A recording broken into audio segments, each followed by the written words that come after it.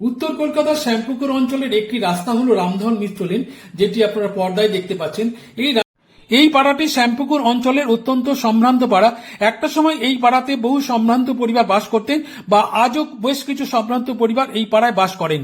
এই পাড়ায় তিনটি বাড়ি আপনাদের দেখাবো, যে তিনটি বাড়িতে চারজন ব্যক্তি যারা ঊনবিংশ শতাব্দী এবং বিংশ শতাব্দীতে বাংলার সাহিত্য, সংস্কৃতি ও ক্রীড়া জগতে তাদের উজ্জ্বল অবদান রেখে গেছেন।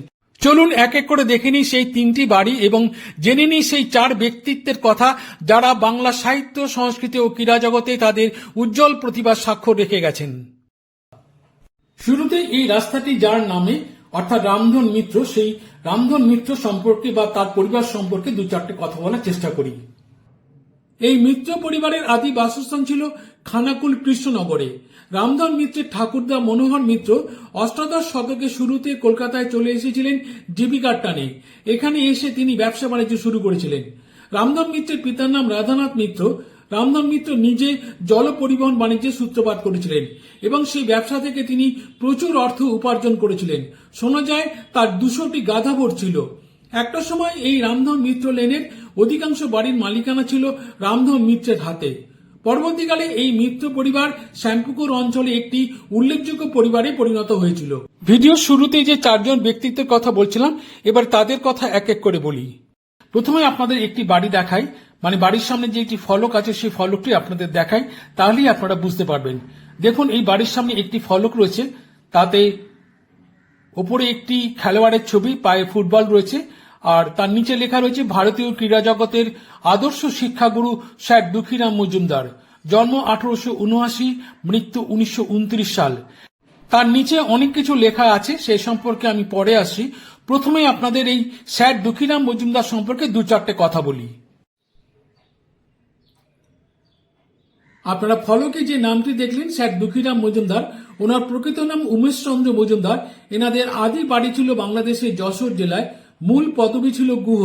নবাবের কাছ থেকে তারা মজুমদার খেতাব পেয়েছিলেন। তার পিতার নাম গোপাল মজুমদার। গোপাল মজুমদারের দুই পুত্র, উমেশ চন্দ্র মজুমদার এবং কালীচরণ মজুমদার। তারা দুই ভাই স্যানিটারি ইঞ্জিনিয়ারিং এবং প্লাম্বিং ব্যবসার কাজে যুক্ত ছিলেন। পরবর্তীকালে উমেশ চন্দ্র মজুমদার বাংলার ক্রীড়া জগতে স্যার দুঃখীরাম মজুমদার হিসেবে পরিচিতি লাভ করেছিলেন। আজকের ভিডিওতে বলবো সেই কাহিনী। কলকাতা তথা বাংলার ক্রীড়া জগতের একেবারে শুরুতে তিনি ছিলেন একজন ক্রীড়াপ্রেমী ও ফুটবল ক্রিকেট জগতের উদ্যোক্তা এবং এরিয়ান ক্লাবের অন্যতম প্রতিষ্ঠাতা। উমেশ চন্দ্র মজুমদার ওরফে দুঃখীরাম মজুমদার তিনি ছিলেন অকৃতদার এবং তিনি ব্যবসা থেকে যে অর্থ উপার্জন করতেন সেই সমস্ত অর্থই তিনি ব্যয় করতেন খেলার জগতে। তিনি প্রচুর খেলোয়াড় তৈরি করে গিয়েছিলেন। এইসব কারণে ক্রীড়ামোদী মহলে তিনি দুঃখীরাম বাবু এবং খেলোয়াড়দের মহলে তিনি স্যার নামে পরিচিত ছিলেন। ফুটবল খেলার উপর তিনি একটি বইও লিখেছিলেন। বইটির নাম hints to the young footballers. এই সকল কারণে তাকে the father of the Indian football বলা হতো। এবারে সেই ফলকটিকে আপনাদের আরেকটু ভালো করে দেখাই। দেখুন, স্যার দুঃখীরাম মজুমদারের নিচে আরেকটি নাম লেখা রয়েছে সন্তোষ কুমার মজুমদার, ব্র্যাকেটে ছোনে। তার উপরে লেখা রয়েছে ভারতীয় ক্রীড়াক্ষেত্রে সর্বকালের শ্রেষ্ঠ চৌখস ক্রীড়াবিদ সন্তোষ কুমার মজুমদার, ব্র্যাকেটে ছোনে, জন্ম 1900, মৃত্যু 1976 সাল। এই গৃহে আজীবন বাস করেছেন। অর্থাৎ বুঝতে পারলেন যে সন্তোষ কুমার মজুমদার একজন বিখ্যাত ক্রীড়া ব্যক্তিত্ব, যিনি আজীবনকাল এই বাড়িতে বসবাস করেছেন। এবার এই সন্তোষ কুমার মজুমদার বা ছোনে মজুমদার সম্পর্কে আপনাদের দু চারটে কথা বলার চেষ্টা করব। আপনাদের আগেই জানিয়েছি যে উমেশ চন্দ্র মজুমদার এবং কালীচরণ মজুমদার দুই ভাই ছিলেন। কালীচরণ মজুমদারের জ্যেষ্ঠ পুত্র সন্তোষ কুমার মজুমদার ওরফে ছোনে মজুমদার ছিলেন বিখ্যাত ফুটবল খেলোয়াড়। এছাড়াও তিনি ক্রিকেট ও টেনিস খেলায় সমান পারদর্শিতা অর্জন করেছিলেন। সন্তোষ মজুমদার বা ছোনে মজুমদারের ফুটবলের প্রশিক্ষণ শুরু হয়েছিল তার জ্যাঠামশাই স্যার দুঃখীরাম মজুমদারের হাত ধরে। তিনি এরিয়ান ক্লাবে খেলতেন এবং ব্যাক পজিশনে খেলতেন। মোহনবাগান ক্লাবের খেলোয়াড়রা এই নিয়ে তাকে ব্যঙ্গ করায় তিনি ফরওয়ার্ড পজিশনে খেলে মোহনবাগান ক্লাবকে 2 গোল দিয়ে তিনি তাদের উচিত জবাব দিয়েছিলেন। তিনি আইএফএ দলের সদস্য হিসেবে 1933 সালে শ্রীলঙ্কা, 1934 সালে সাউথ আফ্রিকা এবং 1936 সালে অস্ট্রেলিয়া সফর করেছিলেন। পরবর্তীকালে এরিয়ান ক্লাবের সঙ্গে তার মনোমালিন্য হওয়ায় 1938 সালে তিনি ভবানীপুর ক্লাবে যোগদান করেছিলেন। ইংরেজ আমলে যে কজন ফুটবল খেলোয়াড় পায়ে বুট পরে ফুটবল খেলতেন সন্তোষ মজুমদার বা ছনে মজুমদার ছিলেন তাদের মধ্যে অন্যতম। তিনিও তার জ্যাঠামশাই দুঃখীরাম মজুমদারের মতন অকৃতদার ছিলেন। বর্তমানে এই বাড়িতে ছনে মজুমদারের ছোট ভাই তারকনাথ মজুমদারের উত্তরপুরুষেরা বসবাস করেন। এইবারে এই বাড়িটি আপনাদের ভালো করে দেখাই। এতক্ষণ যে দুই ক্রীড়া ব্যক্তিত্বের কথা আপনাদের বললাম, যারা কলকাতা তথা বাংলার ফুটবল ও ক্রিকেট জগতের একেবারে শুরুতে উল্লেখযোগ্য অবদান রেখেছিলেন, তাহলে বুঝতে পারছেন তো কলকাতা তথা বাংলার ফুটবল জগতে এই বাড়িটি একটি অন্যতম পীঠস্থান। চলুন এবার আপনাদের দ্বিতীয় বাড়িটি দেখাই। এবারে পর্দায় আপনারা যে বাড়িটি দেখতে পাচ্ছেন, এই বাড়িটির সাথে বাংলা সাহিত্যের একসময় নিবিড় যোগাযোগ ছিল। এই বাড়িতেই বাস করতেন একসময় বাংলা সাহিত্যের অত্যন্ত ক্ষুরধার সমালোচক, প্রবন্ধকার ঈশ্বরচন্দ্র বিদ্যাসাগরের দৌহিত্র সুরেশচন্দ্র সমাজপতি। আপনাদের বাড়িটি দেখাবো। এটি হলো রামধন মিত্র লেন। বাড়ির নিচে একটি ফলক আছে, সেই ফলকটি ভালো করে দেখালে আপনারা বুঝতে পারবেন। দেখুন, ফলকটিতে লেখা রয়েছে স্বর্গীয় সুরেশচন্দ্র সমাজপতি, জন্ম 30শে মার্চ 1870, মৃত্যু 1 জানুয়ারি 1921, বঙ্গ সাহিত্যের একনিষ্ঠ সেবক, সাহিত্য পত্রিকার সম্পাদক বিদ্যাসাগরের প্রিয় দৌহিত্র এই বাড়িতেই আমৃত্যু বাস করেন। তাঁর স্মৃতিতে এই ফলকটি শ্রী কমল কুমার বসুর দ্বারা 4 আগস্ট 1992 স্থাপিত হল। পূর্ণেন্দু সেনগুপ্ত, 17টি পরিষদ, কলকাতা। আপনারা দেখলেন ফলকটি। এই যে এতক্ষণ আপনাদের সামনে সুরেশচন্দ্র সমাজপতি সম্পর্কে কথা বলছিলাম, ইনি হলেন ঈশ্বরচন্দ্র বিদ্যাসাগরের জ্যেষ্ঠা কন্যা হেমলতা দেবীর সন্তান। তার পিতার নাম গোপালচন্দ্র ঘোষাল সমাজপতি।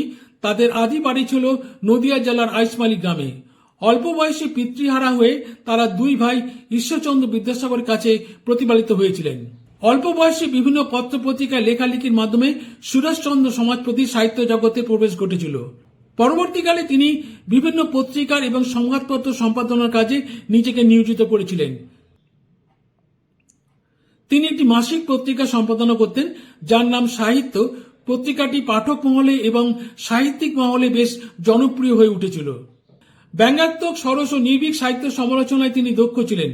সেই সময় তিনি একজন দক্ষ সাহিত্য সমালোচক হিসেবে নিজেকে প্রতিষ্ঠিত করতে পেরেছিলেন। তাই তাকে বলা হতো বাংলা সাহিত্য সমাজের সমাজপতি। শুধুমাত্র সাহিত্য সমালোচনা নয়, তিনি বিভিন্ন ধরনের সাহিত্য সৃষ্টি করে গেছেন। তার মধ্যে উল্লেখযোগ্য কল্কি পুরাণ, সাজি, বনভেরি, ইউরোপে মহাসমর, ছিন্নমস্তা, বঙ্কিম প্রসঙ্গ ইত্যাদি বৈচিত্র্যময় রচনা। স্বদেশী আন্দোলনের সময় তিনি নিজেকে বাগ্মী হিসেবে প্রতিষ্ঠিত করেছিলেন। তার সময় বহু সাহিত্যিকের পদধূলি পড়েছিল এই বাড়িতে, বহু রথী মহারথীতে আনাগোনা ছিল এইখানে। সুতরাং সেই সময়কার বাংলা সাহিত্যের জগতে এই বাড়িটি একটি অন্যতম পীঠস্থান। তার একটি বিশাল লাইব্রেরি ছিল, প্রচুর সংখ্যক বই ছিল তার সংগ্রহে। তার মৃত্যুর পর তার বইগুলি কোথায় গিয়েছিল সে কথা বলবো আপনাদের আমি পরের ভিডিওতে। এইবারে আপনাদের এই বাড়িটি ভালো করে দেখাই। ভাবতে অবাক লাগে, রামধন মিত্র লেনের এই বাড়িটি একসময়কার বাংলা সাহিত্য জগতের একটি অন্যতম পীঠস্থান ছিল। এইবারে আপনাদের রামধন মিত্র লেনের তৃতীয় বাড়িটি দেখাবো। এখন আপনারা পর্দায় যে বাড়িটি দেখতে পাচ্ছেন, এই বাড়িতে বাস করতেন বাংলার বা বাঙালির অন্যতম প্রিয় একজন ব্যক্তিত্ব, যার কথা সারা বছর ভুলে থাকলেও আমরা দুর্গাপুজোর আগে মহালয়ার দিন তার কথা মনে পড়ে। মহালয়ার ভোরে তার উদাত্ত কণ্ঠে শুনতে পাই, আশ্বিনের শারদ প্রাতে বেজে উঠেছে আলোক মঞ্জরি। নিশ্চয়ই বুঝতে পেরেছেন আমি কার কথা বলছি। হ্যাঁ, সেই বীরেন্দ্র কৃষ্ণ ভদ্র। এই বাড়িটি তার পৈতৃক বাড়ি। এটি হলো রামধন মিত্র লেন। এই রামধন মিত্র লেনের ডান দিকেই রয়েছে তার বাড়ি। দেখাচ্ছি আপনাদের বাড়িটি ভালো করে। আর তার সম্পর্কে নতুন করে কিছু বলার নেই, তার সম্পর্কে আপনারা আমার থেকে অনেক বেশি কিছু জানেন, তাই তার সম্পর্কে বলতে যাওয়া ধৃষ্টতা মাত্র। তবু দু চার কথা না বললেই নয়, সেই হিসেবেই আমি দু চার কথা বলবো আজকের ভিডিওতে। বীরেন্দ্র কৃষ্ণ ভদ্রদের আদি বাড়ি ছিল 24 পরগনার দত্তপুকুরে। তার ঠাকুরদা গিরিশচন্দ্র উচ্চ শিক্ষা লাভের আশায় কলকাতা এসে বিএ পাশ করে ডেপুটি ম্যাজিস্ট্রেট হয়েছিলেন। তার বিয়ে হয়েছিল সেই সময়কার বিখ্যাত পাখোয়াজ বাদক এবং হাফ আখড়াই গায়ক যদুনাথ ঘোষের বড় মেয়ে যোগমায়া দেবীর সাথে। কিন্তু দুর্ভাগ্য, বিয়ের কিছুকাল পরে গিরিশচন্দ্রের মৃত্যু হয়। গিরিশচন্দ্রের অকাল মৃত্যুতে বীরেন্দ্র কৃষ্ণ ভদ্রের ঠাকুমা যোগমায়া দেবী গভীর সংকটে পড়ে যান। তিনি যেহেতু উচ্চশিক্ষিত ছিলেন, তাই তিনি পাঞ্জাবের নাভা রাজ্যের মহারানী ও রাজকুমারীদের পড়ানোর দায়িত্ব পেয়েছিলেন। তার বেতন ছিল সেই সময় 150 টাকা। এটা ছিল ঊনবিংশ শতকের প্রায় শেষের দিকের কথা। তিনি তার উপার্জিত অর্থে এই বাড়িটি তিনি ক্রয় করেছিলেন। বীরেন্দ্রকৃষ্ণ ভদ্রের বাবার নাম কালীকৃষ্ণ। তিনি পাঞ্জাব থেকে বিএ পাশ করে কলকাতায় এসে 1903 সালে ছোট আদালতের ইন্টারপ্রিটারের পদে যোগ দিয়েছিলেন। ভিডিওর আগের অংশে ঈশ্বরচন্দ্র বিদ্যাসাগরের দৌহিত্র সুরেশচন্দ্র সমাজপতির বিশাল লাইব্রেরির কথা আপনাদের বলছিলাম। সুরেশচন্দ্রের মৃত্যুর পর তার লাইব্রেরিটি কালীকৃষ্ণ ভদ্র তার নিজের বাড়িতে নিয়ে আসেন। বিভিন্ন সমাজ কল্যাণমূলক কাজে বিশেষ অবদানের জন্য 1927 সালে তিনি রায় সাহেব উপাধি পেয়েছিলেন। বাড়ির প্রবেশপথের বাঁদিকে একটি ফলক রয়েছে, তাতে লেখা রয়েছে দেখুন, রায় সাহেব কে কে ভদ্র। এই কে কে ভদ্র কথার অর্থ হল কালীকৃষ্ণ ভদ্র, যিনি ছিলেন বীরেন্দ্রকৃষ্ণ ভদ্রের বাবা। বীরেন্দ্রকৃষ্ণ ভদ্ররা ছিলেন দু ভাই, ভূপেন্দ্রকৃষ্ণ এবং বীরেন্দ্রকৃষ্ণ। ভূপেন্দ্রকৃষ্ণ কিন্তু এই পাড়ার সমাজসেবামূলক বিভিন্ন কাজে অগ্রণী ভূমিকা নিয়েছিলেন। আর বীরেন্দ্রকৃষ্ণ ভদ্রের কিন্তু জন্ম এই বাড়িতে হয়নি। তার জন্ম হয়েছিল আহিরিটোলায় 1905 সালে। পরবর্তীকালে তিনি এই বাড়িতে চলে আসেন এবং আমৃত্যু এই বাড়িতে বসবাস করে গেছেন। তার ঠাকুমা যেহেতু উচ্চশিক্ষিত ছিলেন, তাই তিনি তার ঠাকুমার কাছে সংস্কৃত শিখেছিলেন এবং শেক্সপিয়ারের নাটকের সঙ্গে তার পরিচয় ঘটেছিল তার ঠাকুমা যোগমায়া দেবীর হাত ধরে। ছোটবেলায় পড়াশোনার ফাঁকে ফাঁকে বীরেন্দ্রকৃষ্ণ ভদ্র পাড়ার বিভিন্ন সংগঠনের হয়ে গান, বাজনা এবং নাটকে অংশ নিয়েছিলেন। টাউন স্কুল থেকে ম্যাট্রিক এবং 1928 সালে বিএ পাশ করার পর তিনি চাকরি পেয়েছিলেন ফেয়ারলি প্লেসের ইস্ট ইন্ডিয়ান রেলওয়ে অফিসে। চিত্রা সংসদ নামে একটি সংগঠনের হয়ে বীরেন্দ্রকৃষ্ণ ভদ্র 1928 সালে একটি নাটক পরিচালনা করেছিলেন। নাটকটির নাম চিকিৎসা সংকট। নাটকটি রেডিওতে সম্প্রচারিত হয়েছিল।